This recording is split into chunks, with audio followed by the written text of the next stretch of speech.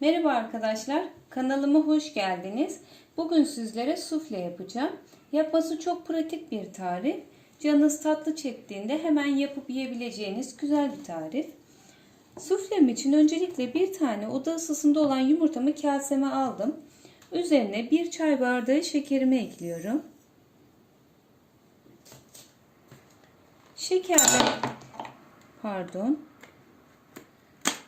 Şekerler erinceye kadar güzelce çırpıyorum. Çırptım, boza kıvamına geldi.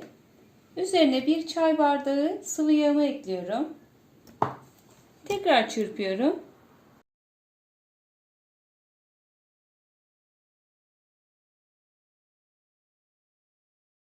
Bir çay bardağı sütümü ekliyorum.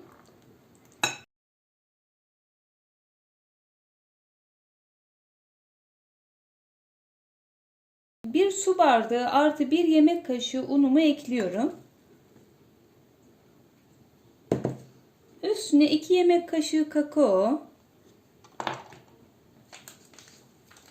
1 paket vanilya ve 1 paket kabartma tozunu da ilave ediyorum.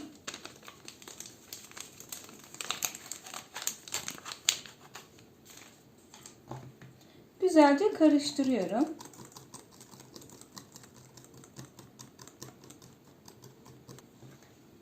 Bu ölçülerde kıvamı size koyu gelirse 1-2 yemek kaşığı süt döküp açabilirsiniz. Ama bana göre bu kıvamı yeterli. Akışkan kıvamlı zaten. Fincanlarımın içine güzelce yağlıyorum.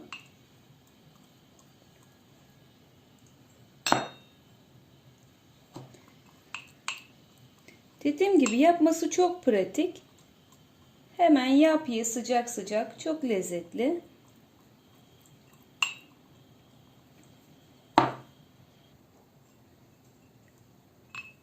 Şimdi hazırlamış olduğum kek harcımı fincanlarıma döküyorum. Kullandığım fincanlar kahvaltılık fincanları. Sizler de evinizde hangi fincanı kullanıyorsanız onunla yapabilirsiniz. Kek harcını fincanlara paylaştırırken yarım fincan koymaya özen gösterin arkadaşlar. Pişerken kabaracak.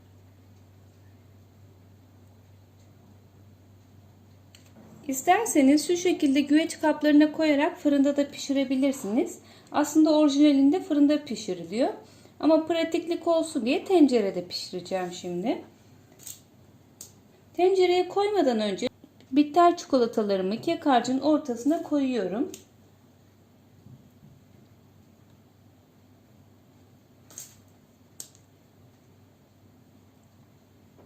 Çikolata koyunca çok daha güzel oluyor.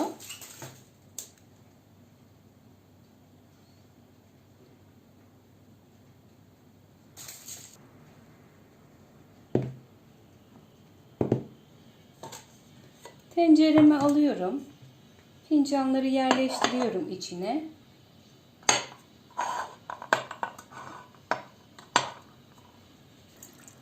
Tenceremin içine su ekliyorum. Fincanlarımın yarısına gelecek kadar. Suflemi ocağa aldım arkadaşlar. Ocağın en büyük gözünde en kısık ayarda pişiriyorum. Şimdi kapağını kapatıyorum. Kapağını kapatırken şu şekilde bir örtüye sardım kapağını. Pişerken buhar olup üstüne damlamasın diye. Bu şekilde şimdi suflemin pişmesini bekliyorum. Süresine bakacağım. Size de ne kadar sürede piştiğini söyleyeceğim. Suflem oldu arkadaşlar. Hatta kabarmışlığından şöyle örtüme de bulaşmış. Şimdi bunu alacağım sıcak sıcak. Üzerine pudra şekeri serpeceğim. Hazır arkadaşlar. Şu an çok sıcak. Üzerine hemen şöyle pudra şekeri serpiyorum.